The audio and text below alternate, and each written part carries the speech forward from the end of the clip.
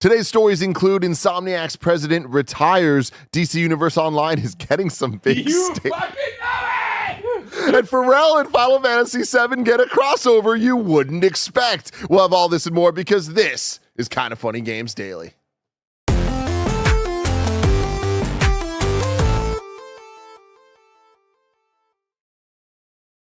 What's up, everybody, and welcome to Kinda Funny Games Daily for Wednesday, January 22nd, 2025. Of course, I am Tim Geddes, and I'm joined by the Big Daddy himself, Greg Miller. Hello, Timothy. How are you? I am doing fantastic. How are you? I'm doing excellent. Yeah? I'm happy to be here.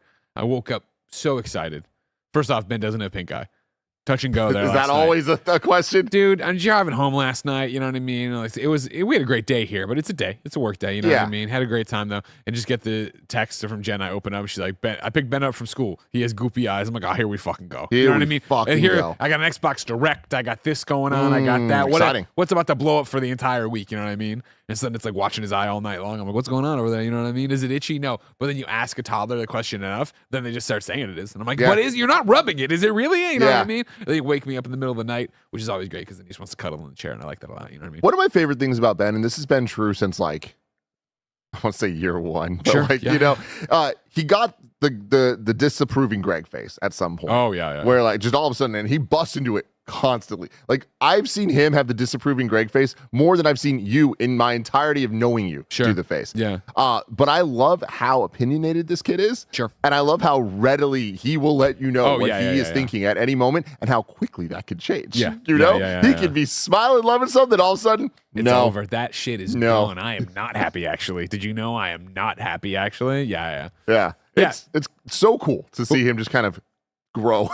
Woke up this morning, no pink eye, eyes are back to normal, thank goodness. Just kids being kids, you know what I mean? But then so then I got to transition right over to, I can post the social clip of me pranking Nick. You know, you got your brother, Cool Greg, just an amazing editor now. Crushing you know what I mean? How crazy is it from where we knew Cool Greg when I first met him to where he is now? But he got the social clip I wanted of me pranking Nick on the Kinda Funny podcast. I wanted to save it. I forgot about it, so it's kind of like a little treat for me, like posting this morning and then watching everybody laugh. Greg's so funny. Greg's the best guy ever I know. Yesterday was one of the great days, one of the rare days that I get to go home to Gia and be like, hey, we did funny things today. You know what I mean? And then I get to show her. Yeah. Right? Yeah. And we had two of them because we had you pranking Nick, which got an amazing laugh out of her. Yeah. Also got the reaction that I think a lot of us had, which was like, God damn, Greg, you were playing with fire there. You were playing with fire. I know how strong Nick and Dee's relationship is. I know that. But I know how weak Nick is in terms of taking jokes. If it could have had a bad day, yeah. But so that was amazing. And then the Kevin with the death whistle, which just, man, that sound is gonna live rent free in my head, for the rest of my life. I think it's such a great, like, snapshot, that death whistle of what Kinda Funny is. You know what I mean? Where it's like, everybody's like, oh, man, every time we've ever done anything, they're going to lose who they are. They're getting too, I miss the spare bedroom. I miss the comic shop. And then here it is. Kevin, even if the door was closed and like it is now, and the mic was off, we would hear the death whistling. Yes. Like there would be no way that would not stop the show. And I appreciate you breaking it down yesterday. Kevin's so apologetic in the clip yesterday because he knows he fucked up. But if it was if the mic were off and he did it like right, and Barrett's in there right now, but if Kevin was in there mic off right now and did it, and then you stopped the show to go, Kevin, what was that? You go, what? But do your show. Don't worry about what I'm doing in here. You know what I mean? Yeah. Like, well, you just blew a Mexican death whistle in there. You know what I mean? It's just like, even that sentence is like, I've never heard what these things are ever. So I had no context. And so it's like, oh, it's the Mexican death whistle. Okay. Some Simpson shit. Okay. Do we need to go back to you watching Ghostbusters Afterlife twice with me? Once in the theater, Ben's first theater experience. Is that how you know about it? Of course, yeah. Really? Yeah. Podcast the character in Ghostbusters Afterlife where he picks it up. It's a Mexican death whistle. Forgetting that. Great. Logan Kim, if you're watching, you're fantastic. Look, what there he is. And let He's me tell doing you, it. As somebody who follows all the Ghostbusters, everybody from the cinematic universe on the Instagrams, you know what I mean? Logan Kim, we'll talk about just growing up. Yeah. It's weird seeing these kids grow up before your eyes. That's how it happens. Yeah. Just like Ben. Real quick, though, a little backstory to the death whistle that to me makes it even funnier. Yeah. My brother and one of his best friends from middle school took a little vacation down to Mexico City. What happened down there? We don't talk about it. I don't know. Yeah, exactly. But the two of them went down this weekend, and they went to the pyramids and all that stuff, and they ended up getting the death whistle there. And Cool Greg's friend was like incredibly annoyed at being in that area because it's just everyone blowing these damn whistles. So everywhere you go, it's like the World Cup with the vuvuzelas, right? So it's just nonstop cacophony of just. And Cool Greg ends up buying one and taking it home as a souvenir for Kevin, but specifically like for Henry, Kevin's son. Sure. Because Kevin's son, Henry's nursery is like safari themed. Sure. And like, so the death whistle that Cool Greg got was like a jaguar looking thing. Like, I don't know. There's something where it's like, he was like, this is a safari themed thing that I'm going to give to them.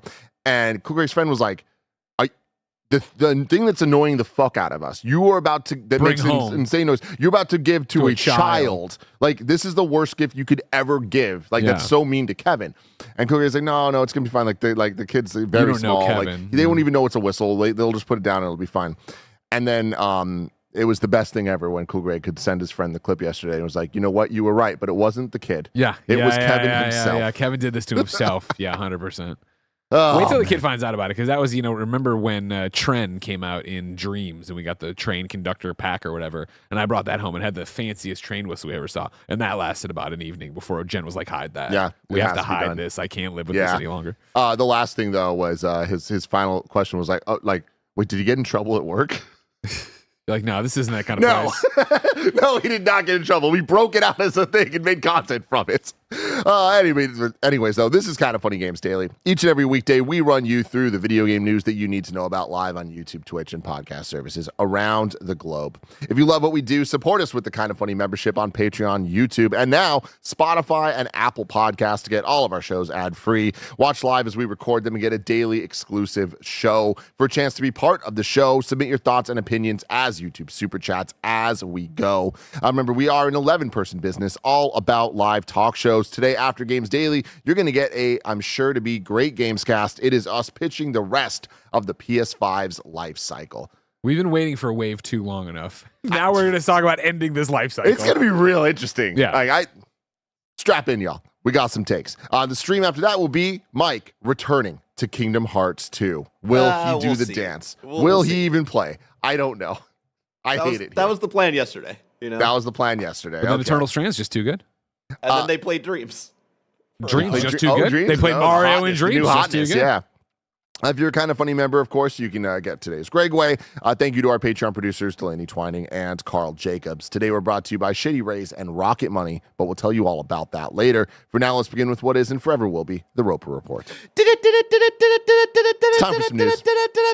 7 stories today. A baker's dozen. Story number 1, big one. Insomniac Games founder and president Ted Price is retiring. This comes from Tom Ivan at VGC. Super chat question for you. What do you want to see from the future of Insomniac? This is wild. We're just in that time, Greg. Before I even read the story, they're retiring. People are retiring. Crazy, right? Yes, Ted's got 30 years on the board too. You're like, yeah, I guess that makes sense. We're just at that first real era of the games industry, evolving this much. I saw a tweet recently that was talking about how Switch 2? Yeah, where they're like, this is going to be the final run for all these amazing people. I forget what from the NES, origin of the NES, the Game Boy, Miyamoto 70 or whatever. This guy. Wow, you don't even think about that, right? It's wild, man. When I first saw that though, I was just like, they were young enough. They ain't gonna die. And I was like, they're talking about retiring. So let me, and I want to assuage some fears. I've been doing this at a grassroots level today. I will go much larger, okay? And I will go to all of you listening and watching right now. This morning at 8:27 in the morning, which is very early for Andy Cortez, I texted Andy, "Don't worry," but I misspelled worry and I didn't capitalize don't. And I didn't put an apostrophe in there. I'm very, I like my grammar. I didn't do any of it, so I said, "Don't worry." And then Andy responds a little while later because he's sleeping. Well, now I have to. And I respond, I just know how you are. And with all of these industry legends retiring, Shuhei, Ted Price, etc., I just wanted you to know that I'm not going anywhere. You and I are going to be together for a long, long, long time. I'm not retiring anytime soon. Don't worry. Yeah. Did he respond to that? No, he has not responded to that. He probably went back to bed. Gotcha. You know how Andy is. Gotcha. Insomniac Games founder and president Ted Price has announced that he's retiring.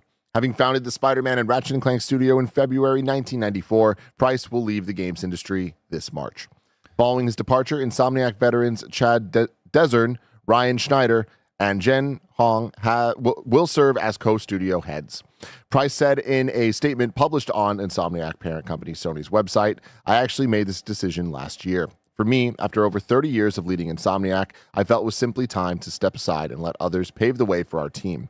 During the past year, I had the opportunity to work with the senior leadership team at Insomniac to create a succession plan that I know will provide the continuity, stability, and strong leadership necessary to deliver more of what our fans cherish over the next several decades." Price added, "I believe strongly that for us to continue our success, we need leaders at the top who are intimately familiar with how we do things, leaders who have helped build our culture and our processes, and who have earned people's trust. For many years, Chad, Jen, and Ryan have been instrumental in making Insomniac what we are today. I've seen each lead major initiatives here which have positively changed Insomniac's lives. Plus, they've consistently demonstrated the kind of collaboration and transparency that's part of our DNA, and just as important, their skill sets are truly complementary. There's no way that I would ever consider handing the reins to a team I didn't trust to take care of Insomniacs and lead us to even greater heights." In a joint statement, Desert, Schneider, and Hong said, "Our shared intention is to preserve what has made Insomniac special for 30 plus years while exploring how we can strategically evolve to succeed for decades to come. We'll continue prioritizing our studio culture built around transparency and collaboration. We strive for a workplace where employees can do the best work of their careers. What does all this mean for our players and fans? We're going to keep making the games you love while taking care of the people who make them. This aligns with our studio vision of making a positive and lasting impact on people's lives." Hell yeah. What a run. You know what I mean? Congratulations, Ted Price. What are we looking at here? Dan Reichert. After 30 years, Ted Price announced he's no longer making your games. For Guitar Hero. Okay. They made a song. Yeah, do you not remember this, Greg? Not at all. No, I don't remember this at all. What was them saying? Good for them. I mean, that was the thing, is Insomniac's always been so much fun. You know what I mean? Ted Price has always been so much fun. I think of even so many people would think after acquisitions and stuff like that, that would change for them too. They never did. They never gave that up. I remember when I went down there demanding the release date for Spider-Man, or maybe, I don't remember what it was. I went on a stream though, on Insomniac's official thing, and we did a whole bit where Ted came in and kicked me out. But was it to get shirtless Spider-Man in the game? I forget what it was. I think that's anymore. what it was. Yeah. But they invited me. I was down there for something else, and I just showed up, and James put me on or whatever. And then we talked to Ted ahead of time. And he's like, "I'm going to come in and act like I'm mad that you're here. Like you're a journalist. You're not supposed to be here." And so he came in and played it dead straight, deadpan of like, "Yeah, you have to leave." He threw me out. It was really good. So good, man. But Ted's always been just a ray of sunshine to talk to and hang out with. I've known him for quite some time. Yeah, I don't think I ever met Ted in particular, but like reading this message, I mean, this is obviously so beautiful, well said. I think important as a statement to the industry of where the industry should be as opposed to where it currently is. Yeah. I think Insomniac is such a glowing example in terms of output, in terms of quality, in terms of the respect that we give them for the games that they've put out, especially this generation. But even going all the way back to the fun that they used to have before, and all the way to Spyro, right? But I've been in the industry long enough. I've met enough people now that are devs, publishers, anything in between, right? And I would say that even without the lens of how bad things are right now, just overall, people are usually unhappy. You know what I mean? People are usually bitching about something or upset with their boss or upset like, "Oh, I can't believe we're doing things this way," or "This is good, but this is bad," or whatever. And I always think to like, all right, what are the teams that I've met people on that it's just glowing and they're just they have nothing bad to say. Yep. Anyone I've ever met from Retro, it's just pure good stuff to say. Anyone that works at one of the Nintendo companies, it's great stuff to say until they start talking about Nintendo of America having no control over anything at all. Sure. Right? Insomniac, every person I've met from them, and at this point, it's probably 20 of them. Yeah. They just are so happy. They feel so creatively fulfilled. They feel well compensated. They feel taken care of in every way. Like, you got to commend that, and that 100%. comes with incredibly strong leadership and them talking about this being a plan that over the last year they've been working towards with a team of people that I'm unfamiliar with these names personally. Yeah. But I think that that's good that they know that they're the ones. And also the fact that it's not necessarily the game director names that we know. Sure. Because It's I not think Brian. Which I fucking love Brian. But also, But this guy can't manage a fucking Taco Bell. to me, this says Brian's going to keep making games. Yeah, exactly. You know what exactly, I mean? And like, exactly. it's like I like that too. Not to say that like the people that make games can eventually go on to do other things. We've seen great examples of that as well. But this is the historic problem you see at developers and the games industry and IGN when we were there, right? Of just like, you're really good at your job, so they give you a manager role, and you're not ready to stop being a creator yet. So it's not what you want to do, and you inevitably end up leaving and going to do something else and trying to get back to it. How many of the studio heads we seen leave the industry only to come back and start a smaller studio where they're trying to create something, they're trying to do something? Yeah, I don't know. So I just think that this is awesome. And I think this is the type of statement you can't put out unless you can back it up. And Insomniac can back it up. Ted Price can back it up. Yeah, Ted Price, again, somebody who is beloved in this industry, both by, I think, his co-workers / employees, but also the industry at large. And I think you can look no further than everything he's done with DICE. Obviously, I host the DICE Awards with Stella. We've done it. I've done it for many years. Stella's done it for a few, but I've been around a long time. And there's a reason that Ted Price gets to open the show a lot and has all these speeches. There's a reason when you listen to the Academy of Interactive Arts and Sciences podcast that DICE does, right?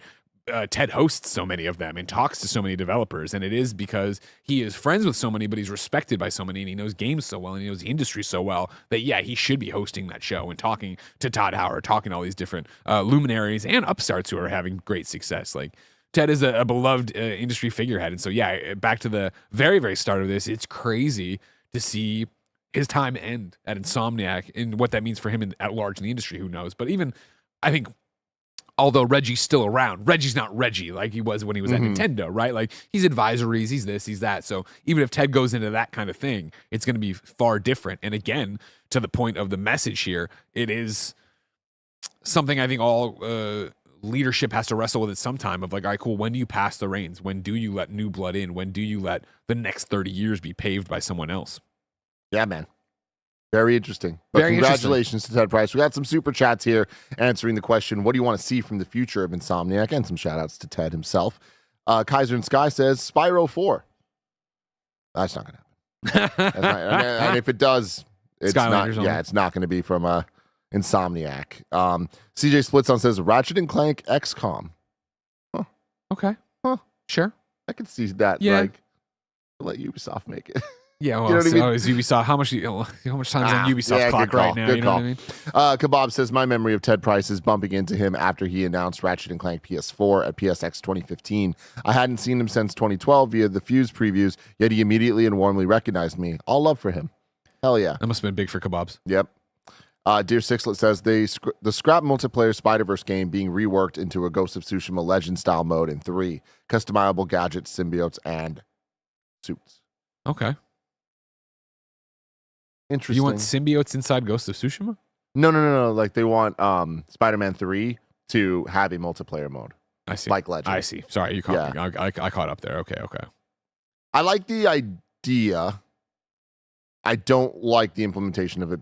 I'm not a fan of, hey, here's a single-player game, here's a multiplayer mode. Just, like, put out a multiplayer game, even if it's a smaller thing. I agree. You know? I think it needs to be built from the ground up. Yeah, you need to have that there. But even I still would love a Spider-Verse game. Yeah, I mean... I would love a Marvel Ultimate Alliance 4 if you're listening, you know? I would love Phil Spencer to get off his fucking high horse and figure out how to get Ultimate Alliance 1 and 2 onto Xbox Game Pass and everything else. Please. You know what I mean? Please. What are we doing, Barrett? I don't know. What was all the money for, Phil? Remember, we had it so good. We had it so good, Barrett. Playing 3. We didn't know. Arguably the worst one, but still a good game. It was good enough for you and me to go to have a few beers and play. Yeah. You know? God, give me another one. What did Give we me do 2 wrong? again. What did we do wrong? I gotta sit here and listen to Marvel Snap all the time. So I got a good. fucking card game. That We sounds lost it fun. for a second.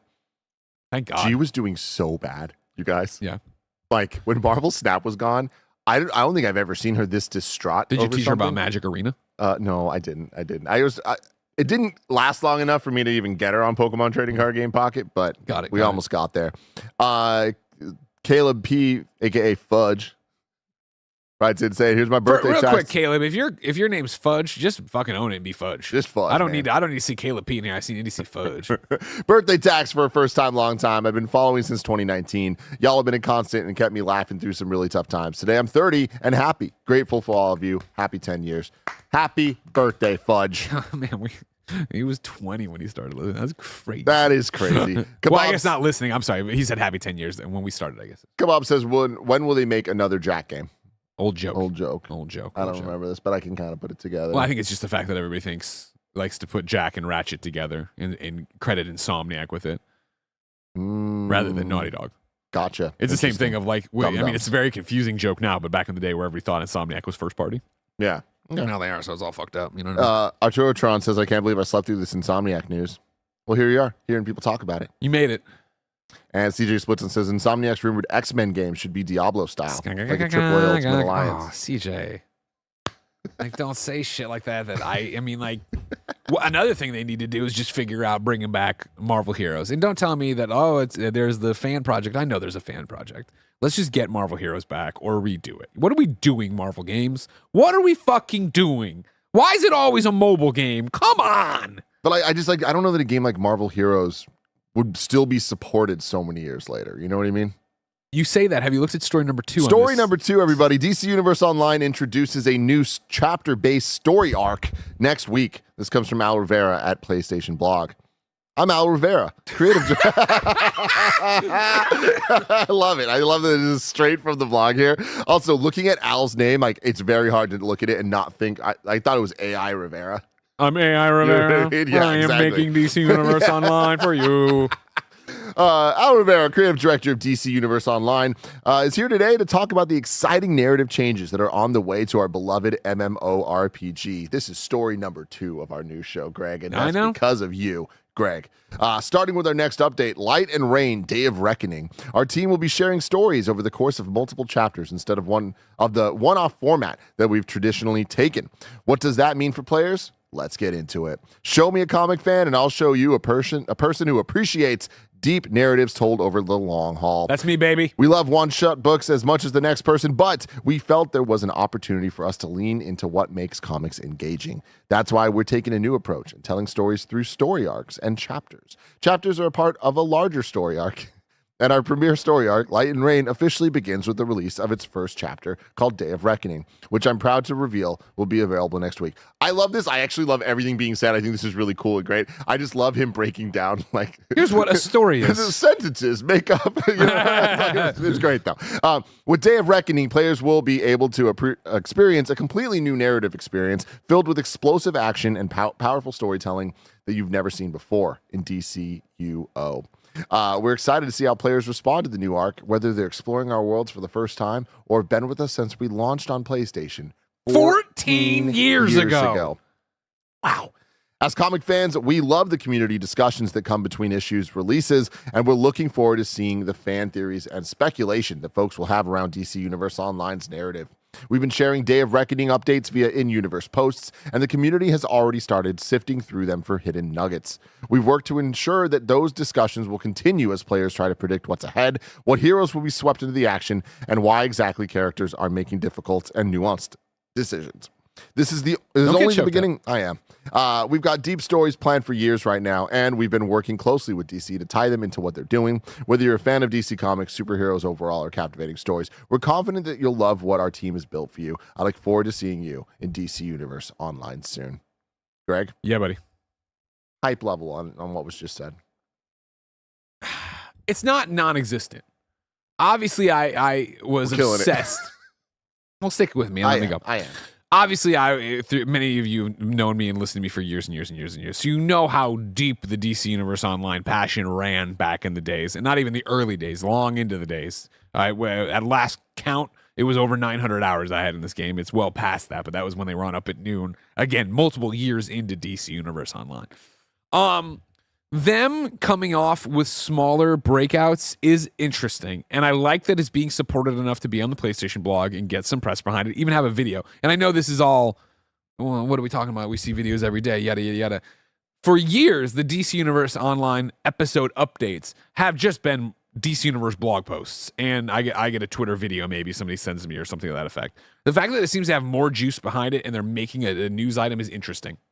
The fact of it being smaller is interesting to me. Of that, yeah, maybe I will jump in, because The problem with jumping back into any MMO, but for me as DC Universe, it's just so much has changed. The meta is this. Exobytes aren't the thing anymore. I was grinding for this armor, but that's 15 fucking things behind and I can do this to get that, but I get buffed to this. And it's like, I do like the story of DC Universe Online. So if you're telling me this is a good jumping on point and there are smaller ones, I'm interested. I'm excited. I will do that. For me, this is more exciting than the new season of Diablo that just launched this week. I'm a Diablo obsessed guy too, but this is just a season. It's a new battle pass. It's the witches or their heads from the trees got stolen in Diablo. It's a whole thing. That one doesn't do as much for me. Looking at this, seeing all the Wonder Women, I want to jump back in as my Taylor Swift Green Lantern. Let's see what's going on with that and go have fun with that. I like that. The most exciting thing for me, though, Timothy, is, of course, when they say here, and we've been working closely with DC to tie them into what they're doing, right? Of course, Superman, July 11th, 2025, James Gunn's Superman. Can't wait for it. DC is going, no pun intended, all in on Superman this year. Obviously, there's Summer of Superman. There's all this stuff happening. I would imagine DC Universe Online, if they're hinting at that, is going to get a whole bunch of new Superman content drops in there and what we're doing there. That's super exciting for me. Get back in there, get the new symbols, do the new thing, get the new armor, do the new outfit. I know this is crazy talk, everybody. I know, right? Everybody remembers Supergirl started. I'm sorry. Taylor Swift started as basically a Supergirl carbon copy, right? She was House of L, whatever. She got her crest. It was a big moment for me. And she was just a flying meta hero for a long time, very similar to Supergirl. Then they finally added in Green Lantern powers. So, of course, I switched her over because I thought that made more sense narratively. It's what I would have done in the beginning. Maybe, though, this armor's so cool, I switch her back. Maybe I step back in, give her back those powers. Exactly, right? Yeah. Change the story, evolve it with me, keep going. So, it's an exciting time to be Greg because of the Superman stuff in general, the comics, this tie-ins to other games that we're going to be getting. So that is exciting to me. This is a nice teaser, breadcrumb, let's jump in there, but I'll see when I jump in if I'm completely lost again and I don't know what I'm doing. I just realized that Superman's coming out the same day the Switch 2 is, if I'm right. Can you imagine? It's going to be a big week for us. Big day for you and me. Yeah. What are we going to do? You might be playing DC Universe Online on the Switch 2. I won't be doing that. No. I have too much. There's too much history invested in the PS version. You know what I mean? Yeah. I haven't even really. I've kicked the tires on the PlayStation 5 client. They launched it or whatever. I of course went and got all the trophies, but I need to actually play. I haven't actually played that much with it. This would be a good jumping on point and see what they do. And again, I hope they really celebrate the Superman movie and do a bunch of stuff. Now, I know I want to thank everybody who fell asleep while you let me talk about that. Let's go a bit broader and talk about the fact that for the last few weeks, it seems, PlayStation has been walking crib to crib, taking out their gun and shooting fucking games in the head that aren't even getting out of the way yet. And we are talking about a game that has been going for 14 years. Yeah. An MMO based on DC Comics. Yeah. Originally made by Sony Online Entertainment that has now changed its name several times because it keeps getting sold. Somehow this game is still fucking going. I don't believe it. When I saw this news today, I was like, really? When I submitted this, I definitely thought it would be a Wii News item, not number 2 on the Roper Report. I'm so happy to rant about it, but I think, again, let's get top level so you're not all bored by me talking about DC Universe Online. I think there's such an interesting / telltale point to a moment in time where we look at PlayStation, is the Horizon MMO canceled? Is it not? That's a whole different conversation. But let's, Concord fails. All right, we're canceling these other live service games. We're doing all these things, right? And everybody looks at them and goes like, what the fuck were you thinking? Like, to look back 14 years when this game launched, that it was, you could make an MMO. People were like, the way people are with live service games now is how people were back then about MMOs. And everybody wanted to be the WoW killer. Everybody wanted to be the WoW killer. Please, go read Jason Schreier's latest book, of course, Play Nice, The Rise, Fall, and Future of Blizzard Entertainment, right? Because there's the whole conversation there about WoW being amazing and everyone launching all these competitors to it. And there's so many things of who failed and how they didn't do it. Not enough talk about DC Universe Online. Maybe that's Jason's next book. I'd be happy to help him with it. However, it's the idea that like so many people chased that trend and couldn't do it. Somehow this one did it and continues to do it. And for us to sit here and be like, you couldn't imagine them still putting out content for Marvel Heroes. I totally could, because Marvel Heroes, as it eventually wound down and sadly closed up, but they were trying to meet the movies and they were trying to do things to tie into the movie. I mean, I remember I was with you at Comic-Con 2013, 2013. It must have been, yeah, because it was after Avengers was like blew the fuck up. Yeah. We were at Comic-Con and it was when Marvel Heroes was first announced, and I followed you with the camera to like try to like actually like see the gameplay, and like we did a little interview thing about it, and it was like, whoa, like you were so hot on the concept of these things. So you were just like, yeah, this is it. This is going to blow the fuck up. I'm so excited for it. And I remember you like following you through your journey with Marvel Heroes, and then seeing DCU still be here, DCUO, and Marvel Heroes just like die the way it did. It's just so interesting to look at Marvel and DC over the last 20 years and where the wins and losses have been on each side. I would love to know, and you would never get a straight answer until many years later, I'm sure, but if Marvel Games, Bill Roseman and the team over there that took over, because that's really what happens, right? Marvel Heroes launches, it's before Disney, it's before everything else, right? Then this Disney thing happens. They make the Marvel Games brand. Marvel Games is like, we're going to partner with different people and yada, yada, yada. It's like they go on that way and they end Marvel Heroes, right? That they just don't want to do this. And there's a whole bunch of stuff of Gazillion maybe not being the best place to work at the end and yada, yada. Like I'm not briefed on that right now off the top of my head, but I remember that. But let's just say that wasn't a big thing. I wonder if Marvel Games regrets that decision. When we talk about these things, any business decision on this show in the last month, right? I talk about they don't want a little bit of profit, they want a lot of bit of profit. But as Marvel Games they've had big successes, they've had great games, but there's been a lot of stuff that has also just been fine, whatever. You know what I mean?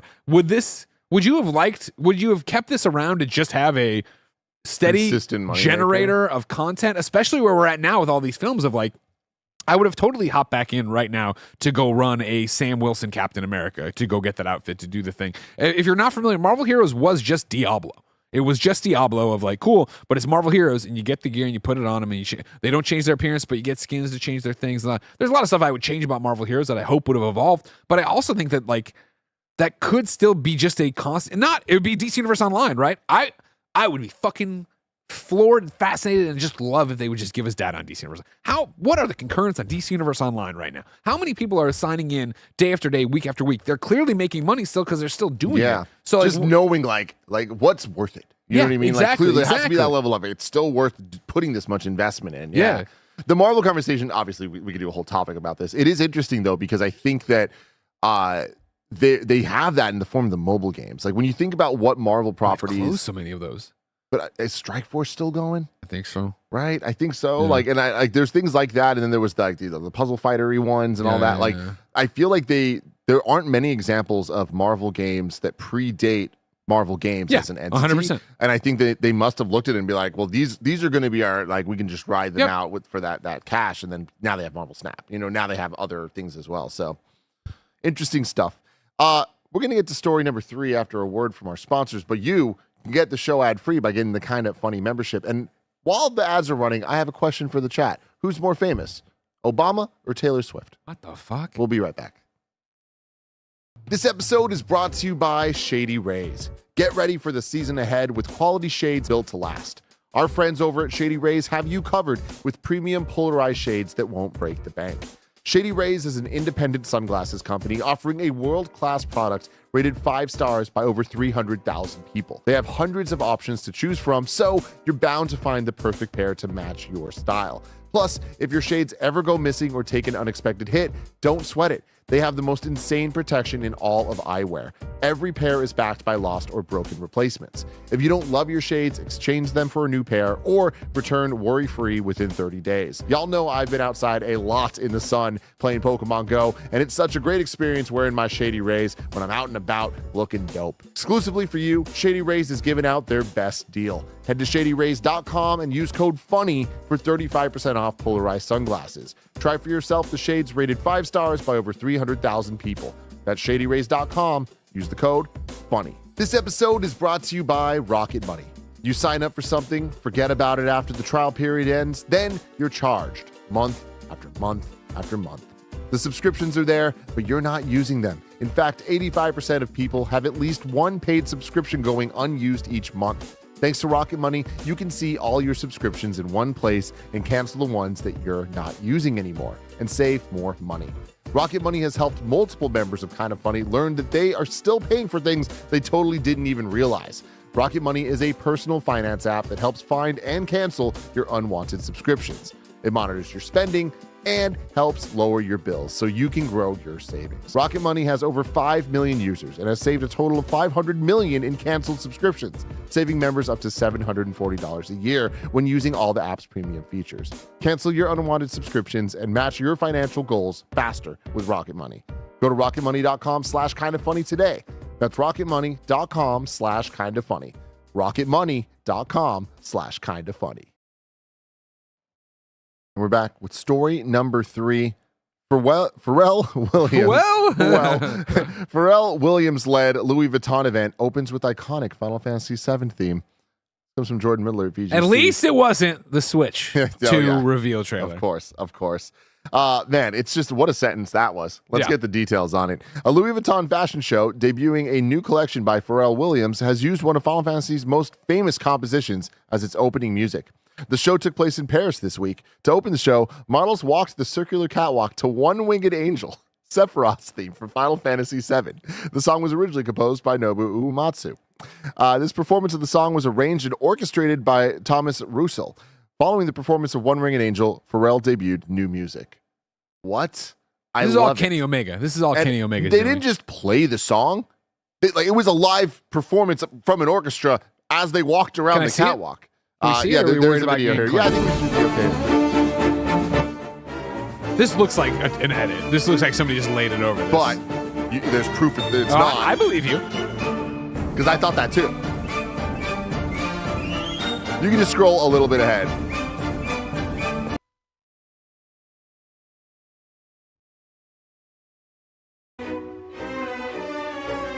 I don't know why it's like I definitely saw a full orchestra.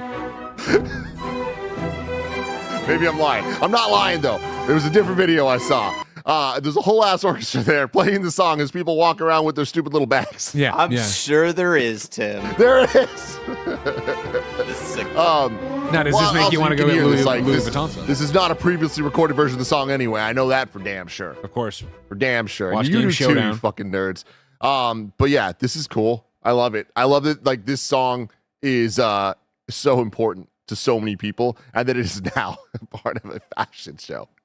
There's a gravitas to it, right? There is. Nobuo Uematsu's music is rarely rivaled, if ever, I'm going to say it, when it comes to the sense of just operatic scale in more poppy theme form. Like, obviously, you can go to a goddamn real opera and be like, oh, congratulations. You know what I mean? Real opera. You're singing about the fucking rats in the sewers and all that stuff. Exactly. My favorite sewer rat. Yeah. Les Mis. Exactly. 100%. There's rats in Les Mis. Probably. Yeah. I thought you were going Nutcracker, but I mean, that's not. Oh, Nutcracker too, dude. Shout out to Nutcracker. That's not an opera. I know that you and Jen big on the opera, big on the ballet, Big on the Nutcracker, Ben, all yeah. that stuff. Do you guys watch the animated Nutcracker? We haven't yet. Do you know what I'm talking about? No. Though? Because there was one that I feel is a very millennial movie where it wasn't Disney, it wasn't DreamWorks. I don't even think it existed when it came out. It was an animated movie that they played on repeat during the holiday season. I of course never year. had an attachment to the Nutcracker until I married Jen. Yeah, and that's a tradition for her and her family, so that's where it came from. Yeah. Now I know. For me, I just love this damn cartoon. That rat was fat and he had a sword, dude. The Rat King. Mm-hmm. Yeah, pretty cool. Very cool. Pretty damn cool. That's why Ben, Not as cool Ben as was this, hitting me in the ass with his sword today from the Nutcracker. Yeah. Yeah. Man. He's living his life out there. He's living his damn life. Yeah, look at this, dude. Look at that rat with the sword. The timeless holiday story set in Toyland. Who made this? Warner Brothers presents. Warner Brothers. Okay, it was fucking production. real as shit. Kiefer Sutherland. No way. Dude, we got to do Phyllis Diller and Let's Peter watch this O'Toole. with Ben next year. Okay. Okay? I want to do that. Cool Ray will be in too. Do you have any more to say about Pharrell's fashion show featuring Final Fantasy God bless him. music? You know what I mean? I'm glad that the nerd things we all love have just infiltrated Louis Vuitton. Yeah. Yeah. About time, I say. I agree. We haven't talked about the Kenny Omega situation. We haven't on camera. Yeah. Kenny Omega coming out to One Winged AEW. Angel a couple of years ago, and then now coming out to his new theme that I love that he's just using now. Yeah. He hasn't been out many times, but he has used it since the debut of it with a new song composed by Soken featuring intro from Nobu. What are we talking about here, man? It straight up just sounds like a Final Fantasy 16 B-side, and that's the biggest compliment I could ever give to a wrestling theme Again, song. you gotta, God bless him. People get to watch you and me live our dreams each and every day and do dumb stuff and have goofy crossovers, and Kojima welcomes you to the studio. I love seeing everyone else who has any kind of reach your dream like that, use it in their weird way. Where it's like, 100%. it used to be not quaint isn't the right word, right? But it was like, oh man, this Xavier Woods guy actually knows video games. Like he actually likes video games, right? And then it's just everybody loves video games. This is what it is. Yeah, exactly. Barrett, Bless just sent a video to Assets. I just need people to see that I'm not crazy. All No right. one thought you were crazy. We just thought you were bad at games. Well, I thought maybe he was, maybe he was duped Maybe I was by duped the internet. by Sure. AI Rivera. Sure. I'm scrolling through and I'm trying to find an orchestra because Bless sent it being like, oh, if you're trying to find the Sephiroth part, obviously that's what played in the video. But I'm in this long video, I'm still not finding an orchestra. He just sent you the whole thing anywhere. Well, yeah. it's fine. While you look for that, I'm going to tell you about story number 4. Lost Records Bloom and Rage Tape 2 has been delayed to April 15th. This is not good news. It'll be priced at $40 upon release, including both parts of the game, Bloom and Rage, which add up to roughly 10 to 12 hours of gameplay. As already announced, Tape 1 Bloom of this new IP will be released on February 18th, 2025 to optimize the experience for players and enhance the storytelling for a truly immersive continuation of the journey. The release of Tape 2 Rage has slightly been pushed back to April 15th, 2025. In the meantime, fans will be able to enjoy a series of exclusive interactive activities on social networks. These events will be an opportunity to dive in even deeper into the nobody world wants of that. Lost Nobody wants that. Records. Just keep it in the game. Just keep it in the game. Interact with the community and share unique moments around the game.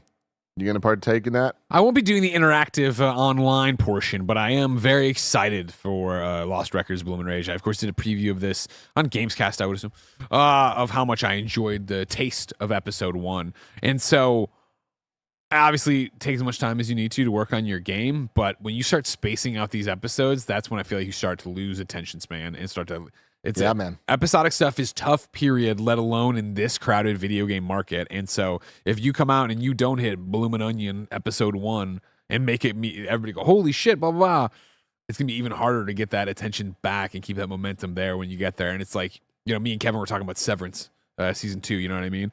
And he was like, we're at home rewatching Severance 1. I was like, oh man, have you watched episode 1 of season 2? And he's like, no, I haven't. I'm like, good on you for watching because I should have done that. Where like it starts, me and Jenna start episode 2, and there's the whole last time I Severance shit's happening. Like, doesn't help. I forgot all about that. Oh yeah, I still haven't gotten to episode 1 yet, and like I've had that fear of like I hope that the last time on's killer because like I don't remember. So okay, I'm gonna need to find like a 10-minute YouTube video. I would recap. recommend it Okay, for sure. I'm Yeah, gonna just do to get a that. little bit more out of it. But yeah, that's my thing here, where it's like I liked what I played of episode 1. It's talking here, of course, right? Like in both parts of the game will add up to be 10 to 12 hours. That's interesting because, of course, that's dev math. And, I forget what I played an hour of it, maybe, and it ends on a cliffhanger. And it's like, okay, how much more is going to be in episode 1 to lock me in on that? I liked what I was doing. I liked what I was playing. But yeah, I liked it better, as you saw there, when it was a month apart, February to March. February to April is long. And again, when you delay it once, who's to say you won't delay it again? And because you wanted the game to be great, and I get that. But at this point, I would almost welcome them saying, we're pushing the entire thing back. Now, the February date off the table. Episode 1 will launch where episode 2 was going to in March, and episode 2 then will launch in April. Yeah, I'm right there with you. I hope for the best, though. Yep. Story number 5. Resident Evil 2 Remake has sold fewer than 10,000 copies on iOS, estimates suggest. This comes from Chris Scullion at VGC. The iOS version of the Resident Evil 2 remake has still to pass the 10K mark, estimates suggest. As reported by MobileGamer.biz, data from mobile app tracking service AppMagic estimates that the game has just passed $100,000 in-app purchase earnings since its release in December 2024. While the Resident Evil 2 remake is initially a free download on iOS, it only offers a limited sample of the main game, so players can ensure it works on their device. In order to unlock the full game, players need to make an in-app purchase, which was sold at a heavily discounted price of $10 for the game's first month. According to AppMagic data, the app made Capcom around $95,000 during that period, suggesting that around 9,500 players paid for the full game. The discount ended on January 9th, and the in-app purchase now costs $40. AppMagic says that around 7,000 has been made since then, suggesting around 175 have bought the game this month since it went full price.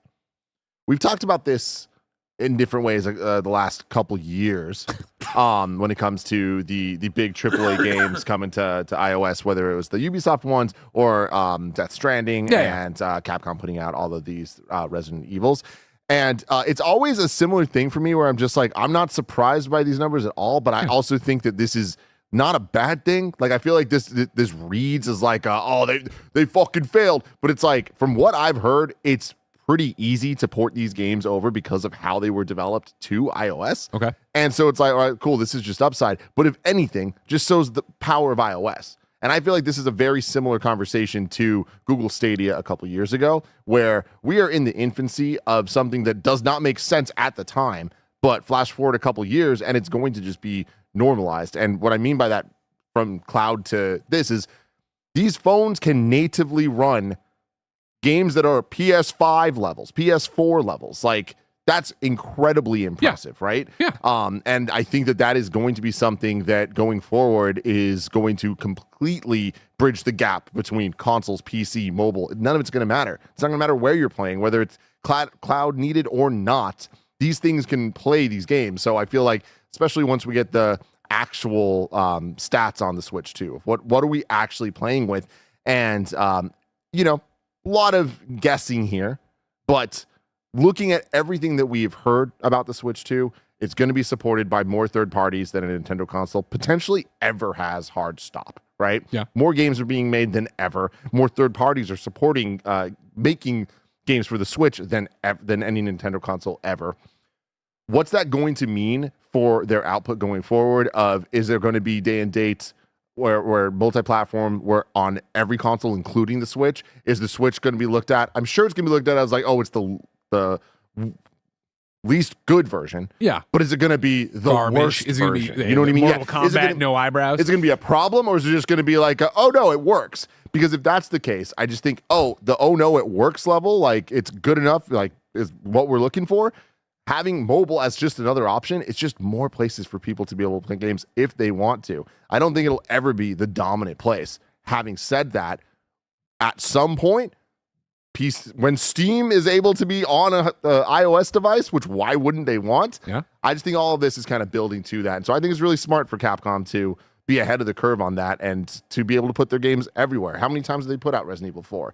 They're not done with it. They're going to keep doing it because the 10K adds up here, 100K there, all of it. It's like, as we always say, kind of funny, some money's better than no money. Exactly. And Capcom seems to get that. Yeah, I'm with you where you look at this number, you're like, oh, yeah, I didn't expect this to sell like hotcakes. And also, why wouldn't you do it if it's easy? Like, just get it done. It's, if you want to take the negative route of like, oh my God, it's like Apple is so half-assed on their support of games. Here's the big thing. There's a new chip in it, and it means you can run Resident Evil 2 and 4 and Death Stranding on it. And then fucking silence. Okay. Like, maybe that wowed somebody who's getting a phone, and that's a cool thing, but is that what they're buying their phone for? Of course not. And so they're not, like, entering into it. And it's that thing of, I just don't buy, like so many people, and clearly the numbers here, that I'm watching the Apple Direct. They say that. I go, oh, man. I played Resident Evil 2 in college, and I haven't played a video game since then. Maybe I'll jump in and buy. It's like that. I'm sure a few people did that, but that's not what it is. And it's like, until Apple is like, no, for real, games matter. Like, Apple Arcade was like, seemed like it was going to be this big across the shot. We're here. This is our subscription service. Let's fucking go. And then it's just another thing. It's all quiet. I mean, you've said Apple half-asses their games thing. I think that's important to point out, though. Like, they put a whole half into it, though. It's not like they just like don't try. It's like they do try. It's just they're not fully committing. Yeah. And so I think that's interesting because I do think that kind of has pushed things forward in some ways, pushed things back in others. It reminds me a lot of Netflix. Absolutely. Hey, yo, we are Netflix We got games. Hades. We're buying studios. There's things up here. There's a bunch of weird Love Island games. And if you don't open the Netflix app on your phone, you probably would never fucking know this is happening. Once in a blue moon, I open Netflix and I get hey, we have games or something. They tell me about Oxenfree. I'm like, oh, that's cool. You're just doing that or whatever. But again, like, my dad, who's using Netflix for like the first time on his own, isn't like, oh, yeah, games. I get all this stuff. I can't wait to do it. Nor do I think people are signing up and going, oh, wow, great. Games are here. So it's like, until Netflix either goes, fucking do it. Let's fucking push and go. It's never going to be a success, which will make total sense when, like, we're closing those studios and we're done with games. Like, okay, yeah, you never fully asked to do it. You never fully asked it. Full ass at everybody. And I think Apple's in the same thing where it's like, this is an option. There's this tech, and it's a reason to sell you a phone because it's more powerful, but we don't really care about it, which will inevitably, I think, lead to what you're talking about of like, something happens and Steam is able to put SteamOS on there, or it's just cloud computing is so great now that you can just do that. And Apple's like, great, cool. We don't need to worry about this anymore. Yeah, exactly. Admiral Redbeard writes in with a super chat saying, is there any actual validity to the Ocarina of Time remake, or is this just y'all having fun and just hoping for it? Also suggesting for a GAMESCAST talking about what you want out of an Ocarina of Time remake / building your perfect Zelda game. That would be fun. No, there's no validity at all to the Ocarina thing. And watch the episode that me and Bless did yesterday for Nintendo Predictions. I get into a little more detail on like the evidence, quote unquote, I see for it happening. But it really boils down to Nintendo wants a Zelda every year, and there's not many options for that. With Tears having been not that long ago, and we just got Echoes of Wisdom, we're running out of the ports for them to put out. And I think a remake of their most popular one in terms of like conversation, I think, of all time is it just makes too much sense. You know who sucks? Who? Barrett. I'm looking at next week's GAMESCASTs. They're all booked, and then the next week after that, he's off. So I can't toss the Zelda one in there. Got to have Mr. Zelda. Got to have Tingle himself on here. Woohoo! I don't know if that's how I forget if that's how it works. I'm wearing green though, so it's perfect. That's why. Yeah, you can't do a Zelda episode without me. Can't do it without you, buddy. Don't worry, we won't. I'll quit the company. Damn, fuck. Well, hold on a second. I'll burn it all to the ground. Hold on a second. Burn it down. The architect. Let's see if Mike is gonna commit to this Tuesday GAMESCAST he's gone on here. What his deal is. I'll put it next to it. We'll go from there because I do like that building your perfect. Story number 6.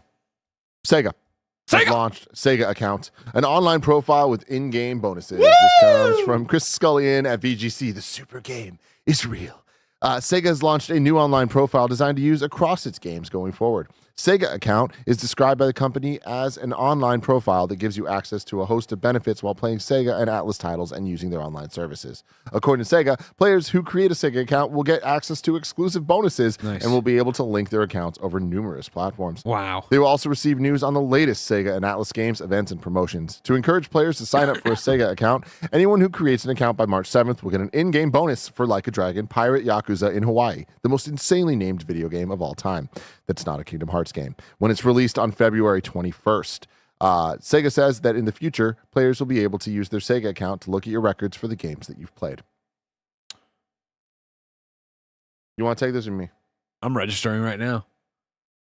You kidding me? Look at that right there. What's my country? I'll tell you my country. U.S. How old am I? Yeah. I am so torn on this because on one hand, I hate it, Greg. Yeah. I hate it. So we've been here before. Sure. How many times are we going to do this? Round and round and round we go. Hey, I got a lot of good shit from my UB Connect. Having to make all these fucking accounts. I love getting my Division wallpapers. Your EA, freaking BA, like all the My goddamn... EA, You know what I mean? Like, these motherfuckers just have us sign up for all of this useless shit that we're like, God, you make me sign up for it. I don't want any of your dumb stuff. Sure. I don't want your digital goods. I just don't want any of this stuff. Why do I need to do this? And then you forget why you even had in the first place. You try to load up a game and you're like, I don't remember what the fuck my account was. So many bad, annoying pieces of shit decisions that I'm like, I just don't want this. You just want my email and I hate you. Yeah. But then there's the other side. Free stuff. That's like, no, fuck, like whatever. I'm sure that's exciting to somebody. The free stuff they're giving. You get what I'm saying? No, stop. You don't want your freaking eye patch. Tim, let me log into Persona 6 to unlock the Sonic the Hedgehog costume for the protagonist. I will let you know when the real super game, Crazy Taxi Battle Royale, drops. And I get whatever fucking paint job for my cab I get for being a Sega account member. It'll have all been worth it. It'll all be the spam going to this email I never check. I don't give a shit. So all that stuff I hate and I still hate. But there is a new side to me. That all of that I feel was like a pre-2017 world, right? Yeah. Where it's like, what the fuck's the point of this?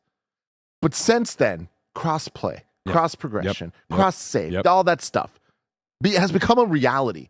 And we're getting closer and closer to it being an expectation for games.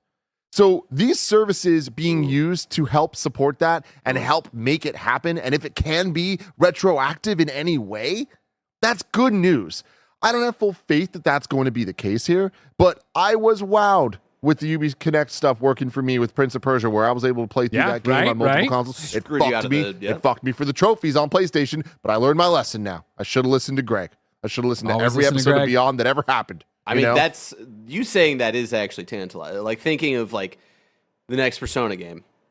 I get to play it like big moments on my big TV. Yep. And then when I want to go grind, transfer that save over to my Steam Deck. Ooh. It's pretty cool, right? Yeah. Let's see if they actually do something like that. But I get your point, Tim. Yeah. I get your point. And like just like for the amount that I like to go back to the old Sonic games or Sonic Mania even. Like if I could have one account across all my systems where I'm playing it on Switch on an airplane and then that goes back to my my data. I'm like, yes, that's awesome. That's what I want. And we're never gonna get that from a full God mode system level of like everyone playing nice. So it's unfortunately, I think this is a necessary evil. So and again, this will get my crazy taxi multiplayer stuff everywhere I want. You know what I mean? Yeah, that's what I want. I mean, but real talk though, like not getting the free dumb bullshit because who cares about that stuff? I care. You do not. Tim. Unless there's a Ghostbuster if I'm thing. lying, I'm dying. Mm-hmm. The shift codes for Borderlands, the Division, whatever the fuck. This is crap I do chase. I do log in and give them all my information because I want the extra bells and whistles. Maybe I like that. Maybe I like the shoes. I do want it, Tim. I like the little things. Do you really? Yeah. Playing that Eternal Strands demo, I'm like, all right, let me change up my outfit. Let me do something. Let me personalize myself here. Let's go. You know what I mean? Okay. I've already linked my PlayStation to my Sega account. Now I'm going to do my Xbox. Oh, look at this. It recognized the only game on here, I guess, is Phantasy Star Online 2 New Genesis. I haven't linked my account to that yet because I don't have that account. You know what I mean? But here, look at this. You get exclusive gift codes for being a Sega account user. Don't mind if I do. There it is. Wait, what do you mean? Create an account. I've already got it. Log it in. Give me this guy's thing. Yeah, I got the pirate outfit. I'll tell you what, man. So many people, oh, they're tracking you. Oh, they're tracking. I don't fucking take it all. You know, take it all. Get me all the Ghostbusters. Where the fuck, Phil, is Marvel Ultimate Alliance? What more information do I need to give you, Phil Spencer? Blood type? I'll DM it to you right now. Marvel Ultimate Alliance 1 and 2 coming to Game Pass would be big, Greg. God, he's really about to do it, too. He's really about to DM Phil Spencer. It's going to be no context, and then I don't even know what blood type is. But I if think I I have was the looking same for one as something Jim. smaller, where would I look, Greg? You'd go to the place where we put all the small news, the tiniest news we need to know about. Mm-hmm. I'll tell you, when I was a big boy. Small. When I was a big boy. Bigger than a pumpkin. Anyways, go to the fucking The Wii News channel, everybody. Microsoft has announced external hard drives over 16 terabytes in size will soon be supported by Xbox consoles. That's crazy. I'm so happy I live in a world and a time that there are over 16 terabyte hard drives, and I own multiple. Let me tell you what. This boy likes to archive things, okay? You're archiving left and right. Left and freaking right. It worked out for you, though, for the 10th anniversary. It did. Me, Cameron Kennedy. Very happy for the amount of hard drives I have in my house. Sonic 4 gets a March 19th, 2027 release date. Let's freaking go. It also got the logo. We got to see the Sonic with the 4, and it's pink. Nice. Greg. Oh, nice. That's very big. cool. That's real big. Very I'll cool. definitely watch the first 3 before 4 comes out. You got to do it. You got to do it, Barrett. God, it's out now digitally. So everyone's posting all like the HD scenes. Mike watched the entirety of it on Twitter. Good for him. Good for him. But I noticed something. I saw the movie 3 times in theaters, Greg. And the post-credit scene, there's something in it that I did not notice until Twitter this week. Oh. And it's very fucking cool. It's just a cool little visual, but it's one of the coolest visuals I've ever seen. Party Animals has announced a new Among Us-like mode called Crisis. Man, Guilty Party Gear. Animals. Yeah. You know what I mean? Still going. New consoles, Yeah. Guilty Gear Strive Dual Rulers is coming to Crunchyroll in April 2025. Sick. Super Techno's World River City's been announced for PS5, Nintendo Switch, and PC. And that's it for Wii News. I have one last piece of Wii News. Sorry. I've now linked my Nintendo account to my Sega account. Wow. Thank you. Wow. Thank you, Barrett. Got some of your wrongs here. I don't believe that for a second. One dude says Les Mis is not opera either, just like Nutcracker, is it? Well, we knew about Nutcracker. Les Mis. You fucking nerd. I went to Les Mis once in high school, and I won't lie to you, I forgot everything. Yeah, I saw. I've seen clips from Hugh Jackman doing it. Yeah, with Anne Hathaway, Beautiful Catwoman. movie. Yeah. More Wii News. Very great. I have linked my Xbox account to my Sega account. Oh wow, the quadfecta. It's definitely one of those where like Sega wasn't expecting this from me, you know. And like, is it going to be heartbreaking when inevitably my Sega account gets hacked and all these other ones get hacked by it too? You know what I mean? But again, it's already out there. We got some super chats. Mara writes in saying Aaron Paul is Powerplex, Simu Liu is Multipol, and Jonathan Banks is possibly Invincible. Conquest. The Invincible casting announcements are crazy. Very cool. Let's go. Let's go. I'm in So for that. close to Invincible. Right, yeah. How many episodes is it? 8, I think. Okay. First 3 drop February 14th, I think. Then weekly after that? He's confident, everybody. Christopher Burnett says, off topic, but mark your calendar for January 30th. An announcement and or trailer for GTA 6 is incoming, which tracks with how Rockstar makes announcements. Huh. Where's your information come from, Christopher Burnett? Christopher Burnett feels in his balls. Yeah. I get it. Everybody, calendar.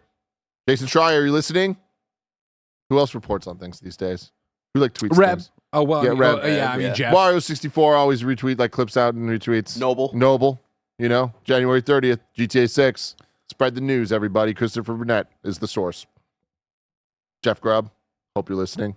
He's not listening. Do you think this is the same Christopher Burnett? Do you think that Christopher Burnett knows that when you super chat, your name pops up? You're going to get fired from Blizzard? I mean, no, but I mean, if you're Leaking information? if you're Chris Burnett, the senior technical artist at Blizzard Entertainment, that was a pretty easy Google search. You know what I mean? Here's what we're gonna do: we're gonna float him a connect, no note, or should I say in the note? Do I put "Is it you"? No, don't do that, Greg. Really, do not. Chris, I'm sending you patched Greg. You really have. Chris, I have sent. Chris, you're still watching, I assume. I have sent you a LinkedIn request. If you immediately connect and then you send me a message saying "It me," I'll know it's you. It me. Oh my God, everybody. What an episode of Kind of Funny Games Daily. After this, Episode 2, story number 2, DC Universe Online. we had a good time, We had a great all time right? today, everybody. We're about to do a GAMESCast that's going to be... I have one more piece of Wii news. You can't link your Epic account yet to your Sega account, but it is coming. Gotcha.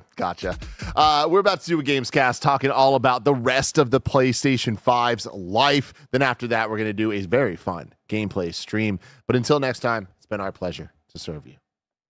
You?